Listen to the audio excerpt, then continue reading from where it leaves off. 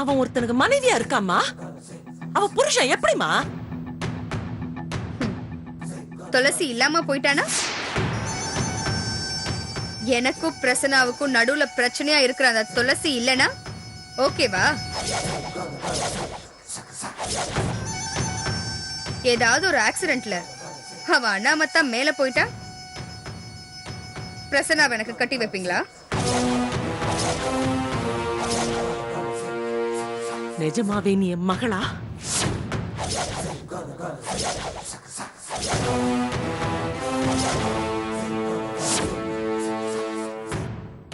சொல்லு, நிஜமாவே நீ எனக்கு பிறந்தவளா?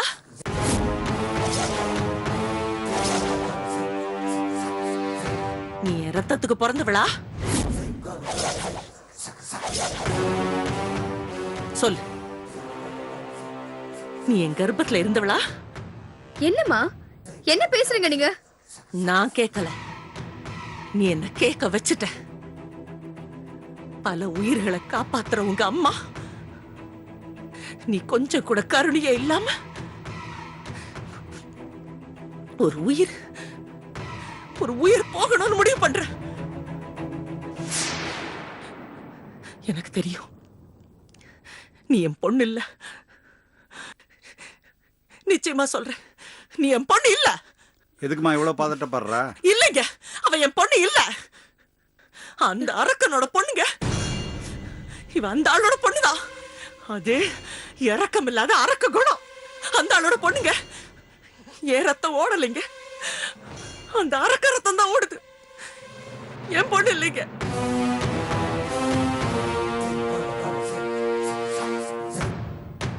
அம்மா, என்னம்மா அது?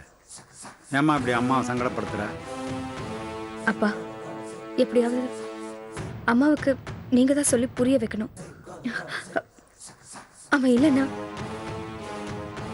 நான் உயிரோட வாழ்றதுல அர்த்தமே இல்லப்பா.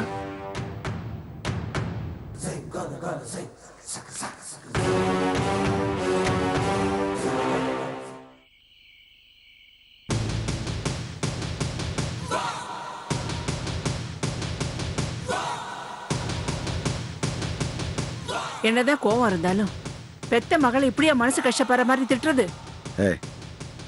அவ என்ன கேட்டான்னு தெரிஞ்சுதான் கேக்குறியா? என்னமோ கொடியில காயிற துணி எடுத்து வாங்கன்னு சர்வ சாதாரணமா கேட்கற மாதிரி துளசியை கொண்டுட்டு வாங்கன்னு சொல்றான். ஏன் ஆளை கொல்றது உனக்கு என்ன புதுசா? புதுசோ பழசோ, ஒரு சின்ன பொண்ணு வாயிலிருந்து வர்ற வார்த்தை அது. அவ சொல்றது உனக்கு வேணா தப்பா தெரியலாம், எனக்கு ஒண்ணும் தப்பா தெரியல. தப்பா தெரியலையா? ஆமா, அவளை ஒரு நல்ல இடத்துல பொண்ணா கூட்டிட்டு போய் சேர்த்தது பெரிய விஷயம் இல்லையா? அவளை ஒரு நல்ல மாப்பிள்ளைக்கு பொண்டாட்டியா சேர்க்கறதாய பெரிய விஷயம். கலைவாணி சொல்றதுலயும் தப்பு இல்ல, நீ துளசியை கொல்றதுலயும் தப்பு இல்ல. அவ உயிரோட இருக்கிறது கலைவாணிக்கு மட்டும் ஆபத்து இல்ல, உனக்கும் எனக்கும் கூட ஆபத்து. பேசாம அந்த துளசியை கொன்னுடியா? ஆத்தாளுக்கும் பொண்ணுக்கு என்ன பைத்தியம் பிடிச்சு போச்சா? ஒரு உயிரை கொல்றத சாதாரணமா சொல்றீங்க? என்னய்யா, என்னமோ நானும் என்னோட பொண்ணு நாட்டுல நடக்காததை கேட்ட மாதிரி பதற. பேப்பர் எடுத்து பாரு, எத்தனை விதமான கொலை சர்வசாதாரணமா நடக்குதுன்னு. படிச்சிருப்பீங்க தெரியும், ஆனா அதுக்கு பின்னாடி என்னெல்லாம் நடக்குது தெரியுமா? கொலை பண்றவனை பிடிக்கிறாங்க, ஜெயில போடுறாங்க, கோர்ட்டுக்கு கொண்டு போறாங்க, தூக்கு தண்டனையோ ஆயுள் தண்டனையோ கொடுக்கறாங்க. அதெல்லாம் உனக்கு தெரியுமா?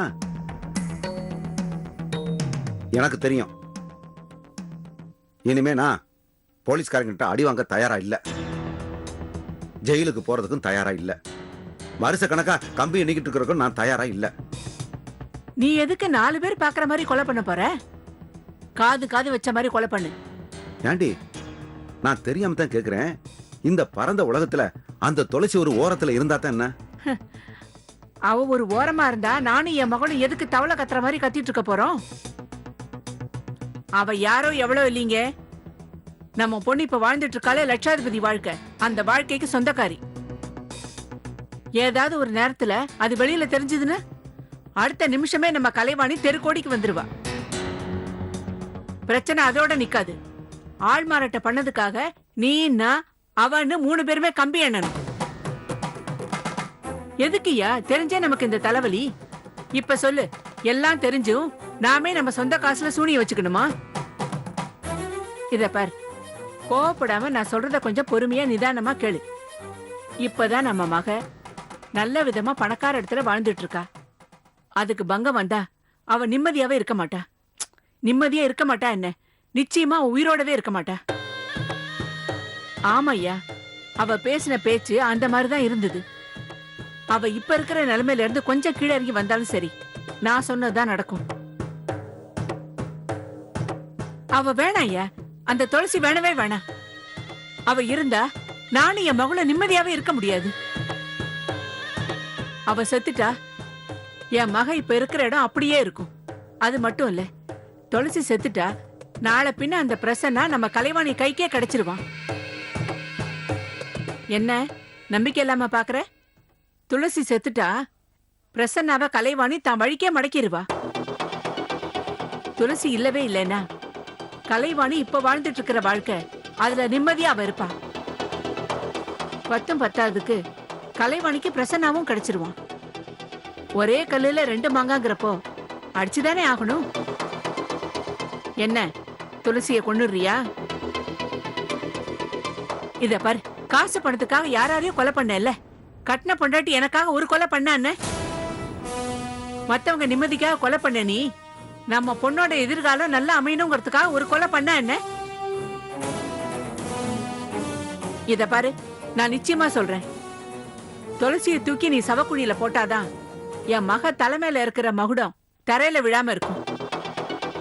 என்ன கொன்னுடுறியா? உங்க 2 பேருக்காண்டி சத்தியத்தோடையும் தர்மத்தோடையும் விளையாட சொல்றீங்க. பாவடி துளசி, குழந்தைய இருக்கும்போதே அவளை கொல்றதுக்கு முயற்சி பண்ணினேன். இப்போ கொஞ்ச நாளைக்கு முன்னாடியும் கொல்றதுக்கு முயற்சி பண்ணினேன். இப்ப உங்க 2 பேருக்காகவும் மறுபடியும் கொல்ல போறேன். மீனாட்சி, உனக்கு ஒன்று தெரியுமா? திருட போனா கூட அதுலயும் ஒரு தர்மம் இருக்கணும்பாங்க. ஆனா உன்னோட குடைச்சல்னால நான் தவறான வழிக்கு போறேன்.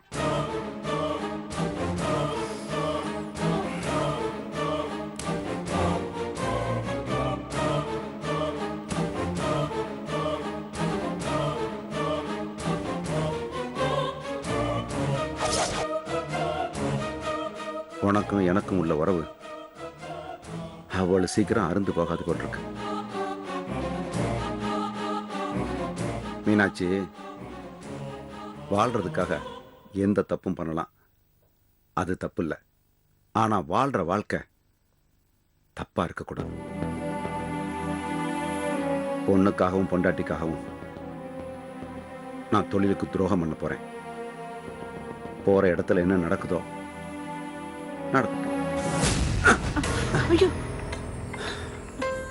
என்னையா அது? போகும்போதே தடுக்குது. உக்காரியா, ஒரு வாய் தண்ணி குடிச்சிட்டு போ. என்னது தண்ணியா? நான் என்ன யாரையாவது வாழ வைக்கவா போறேன்? நீ கொடுக்குற தண்ணியை குடிச்சிட்டு போறதுக்கு? கொலை பண்ண தானே போறேன்.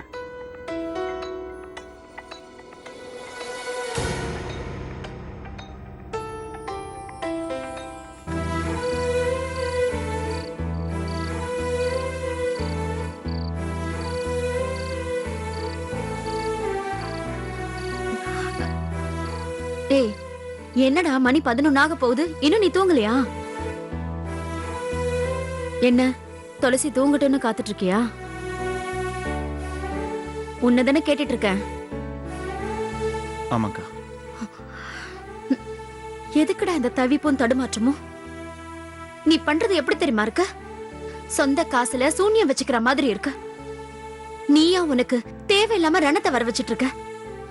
இந்த நேரத்துல நீ ஏசி ரூம்லயே இருந்தாலும் எரியிற நெருப்பு மேல உட்கார்ந்துட்டு இருக்கிற மாதிரி தான் இருக்கும். இத பாரு, தெரிஞ்சே கஷ்டத்தை தூக்கி தோள்ல போட்டுக்காத. ஒண்ணு அவளை கை கழுவு, இல்ல அவ கர்ப்பத்துல இருக்கிறத கழுவிட. நீ தூங்காம கொள்ளாம இருக்கிறத பாக்குறப்போ எனக்கு இதுதான் சொல்ல தோணுது. இதனால நீ என்ன கொலைகாரியா பார்த்தா கூட பரவாயில்ல, தயவு செஞ்சு நான் சொல்றத பண்ணிடு. அப்படி பண்ணா என் மனசாட்சி என்ன கொன்னுடும்க்கா. அத பண்ணலன்னா உன் நினைப்பு தவிப்பு உன்னை கொன்னுடும். இத பார், நான் உன் நல்லதுக்காகவும் துளசியோட நல்லதுக்காகவும் தான் சொல்றேன். அவ கருவை கலைச்சா நீயும் நிம்மதியா அவ கூட குடும்பம் நடத்தலாம், அவளும் உன் கூட நிம்மதியா குடும்பம் நடத்தலாம். அக்கா ப்ளீஸ், நம்ம இதை பத்தி ஏற்கனவே பல தடவை பேசியாச்சு. நான் அப்போ சொன்னதுதான் இப்பவும் சொல்றேன். ஒருவேளை துளசிக்கு நினைவு திரும்பிடுச்சுன்னா அவளுக்கு பழசு எல்லாமே ஞாபகத்துக்கு வந்துடும். அதுக்கப்புறம் இந்த குழந்தை விஷயம் கூட அவளுக்கு தெரிய வரும். அதுக்கப்புறம் அவ என்ன எந்த கோணத்துலக்கா பாப்பா? இல்லன்னா மட்டும் உன்னை நல்ல கோணத்துல பாப்பாளா? நீ அவளுக்கு கோவிலே கட்டி வச்சிருந்தாலும் சரி, அவளுக்கு நினைப்பு வந்துச்சுன்னா நீ வில்லன் தான், விரோதி தான். என்ன சொல்லணும், உன்கிட்ட கலந்து பேசாம நானே ஏதாவது பண்ணி அவளோட கர்ப்பத்தை கலைச்சிருக்கணும். தப்பு பண்ணிட்டேன். நானே கலைச்சிட்டு தானா கலைஞ்சிடுச்சுன்னு டிராமா பண்ணிருக்கணும். இப்போ ஒண்ணு கெட்டு போல, நாளைக்கு அக்கா, போதும் போதும், வாயை மூடு. கற்பத்தை கலைக்கணுமா? நீ பண்றது என்ன நல்லது நினைச்சிட்டு இருக்கியா? கொலை, ஒரு பாவம் மரியாதை ஒரு பச்சை குழந்தைய கொலை பாக்குற. அதுவும் ஒரு கொலை இல்ல, 2 கொலை. துளசி வயித்துக்குள்ள இருக்கிற குழந்தைய கொல்ல பாக்குற. அவ என் மேல வச்சிருக்கிற நம்பிக்கையை கொல்ல பாக்குற. வேணாக்கா, தயவு செய்து வேண்டாம். பாவம் அந்த பொண்ணு துளசி, பச்சை குழந்தை மாதிரி. நம்ம சொன்னதெல்லாம் உண்மை நம்பி நான் கட்டின தாலியை கழுத்துல வாங்கிக்கிட்டு என் மனைவிங்கிற பேர்ல இந்த வீட்டுல வந்து உட்கார்ந்துட்டு இருக்கா. அவளை போய் பிளீஸ்கா, உன்னை கெஞ்சி கேட்டுக்கிறேன். துளசி வயித்துல வளர்ற குழந்தையும் உயிரோட இருக்கணும், அவ என் மேல வச்சிருக்கிற நம்பிக்கையும் உயிரோட இருக்கணும். பிளீஸ். நீ மட்டும் மனசு புழுங்கி செத்துக்கிட்டே இருப்ப. ஆமா, வேற வழி இல்ல. ஏன்னா இது நானே சூடிக்கிட்ட முள் கிரீடம். வலிச்சாலும் தாங்கிக்கணும், குத்தி ரத்தம் வந்தாலும் சிரிச்சுக்கிட்டே தொடச்சுக்கிட்டு போகணும். அவ்வளவுதான்.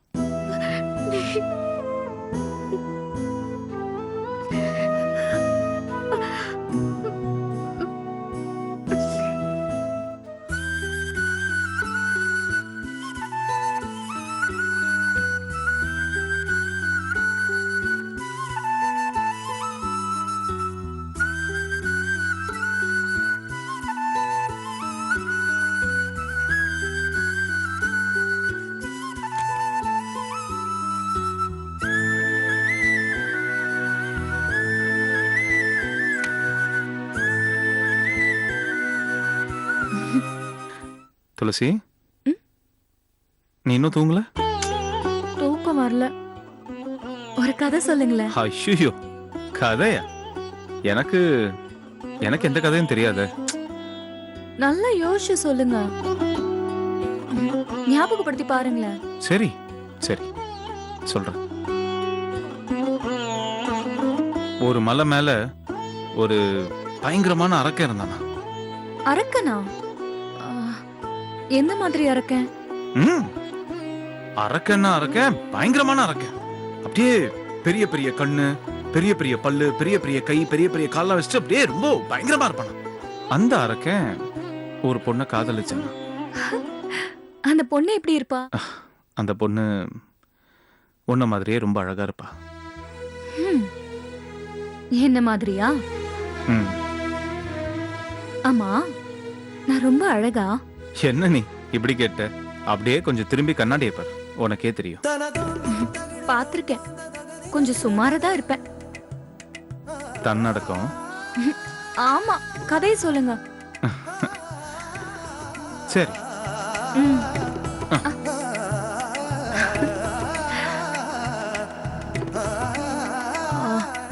அரக்கன் கதையெல்லாம் வேண்டாங்க, நல்லா ஏதாவது லவ் ஸ்டோரி சொல்லுங்க. லவ் ஸ்டோரி தானே சொல்றேன். ஒரு ஊர்ல, இந்த ஊர்லயே என்ன மாதிரி ஒரு மோசமானவன் இருந்தானா. அவங்கிட்ட இல்லாத கட்ட பழக்கமே இல்லையா. குடிகாரனா இருந்தாவன் எப்ப பார்த்தாலும் குடிச்சிட்டே இருப்பான். திடீர்னு ஒரு நாள் ஒரு தேவதை தானா ஓடி வந்து அவன் கை மேல வந்து விழுந்தா. நம்பவே முடியல, தேவதை தரைக்கே வராது, அப்புறம் எப்படி கைக்கு வந்துச்சு? நான் சொல்றது உண்மை துளசி. நிஜமாவே அவளாதான் தானா ஓடி வந்து அவன் கையில விழுந்தா. சரி, விழுந்தா அப்புறம்? அவ விழுந்த அடுத்த நிமிஷமே அவனும் விழுந்துட்டான். அவன்கிட்ட இருந்த கெட்ட பழக்கம் எல்லாமே விழுந்துருச்சு. கொஞ்சம் கொஞ்சமா அவன் நல்லவனா மாற ஆரம்பிச்சான். அவனை நல்லவனா மாற சொல்லி அந்த தேவதை சொன்னாளா? இல்ல, அந்த தேவதை வாயை திறந்து ஒரு வார்த்தை கூட பேசல. அவனா மாறி கொஞ்சம் கொஞ்சமா அவனே மாறி கிட்டத்தட்ட அவளை மாதிரி ஒரு நல்லவனா மாற ஆரம்பிச்சான். அந்த தேவதையோட பார்வைக்காக, அவளோட காதலுக்காக அவன் ஏங்க ஆரம்பிச்சான். கிட்டத்தட்ட ஒரு பிச்சைக்கார மாதிரி போய் நின்னான். பிச்சைக்காரனாவே மாறிட்டான். யாருக்குமே அடங்காத அவன் கொஞ்சம் கொஞ்சமா அந்த தேவதைக்கு அடங்க ஆரம்பிச்சான். மெல்ல மெல்ல அவளுக்கு அடிமையாவே ஆயிட்டான். அவ மேல உயிரியே வச்சிருந்தான். என்னை ஏத்துக்கோன்னு எவ்வளவு அவகிட்ட கெஞ்சி பார்த்தான். ஆனா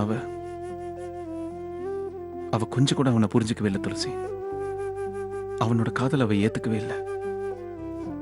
அவனை ஒரு காதலனா இல்ல, ஒரு மனுஷனை கூட அவ பார்க்கல.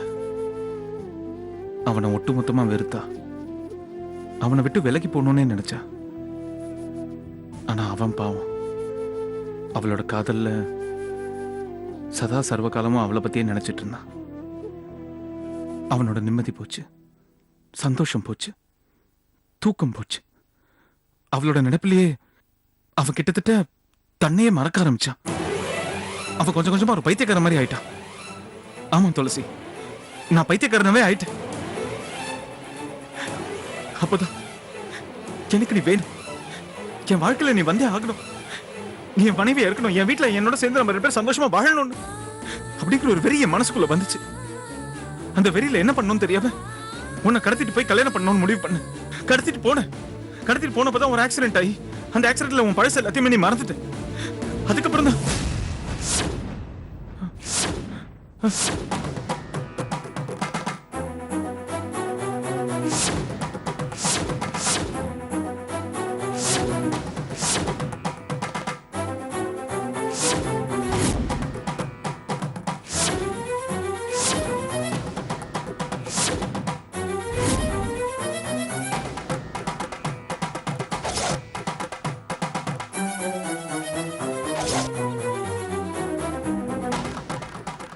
I love you, Tulasi. I really love you. நீ என் உயிர் துளசி. நீ இல்லைன்னா துளசி, நீ இல்லைன்னா என்னால ஒரு வாழ்க்கையை யோசிச்சு கூட பார்க்க முடியல. நீ இல்லைன்னா நான் இருந்தும் வாழ்ந்தும் பிரயோஜனமே இல்லை துளசி. என் கூட நீ எப்பவுமே இருக்கணும். எனக்கு நீ வேணும்.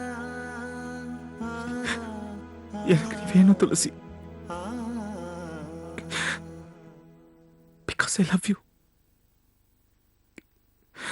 And I really love you, Tulasi.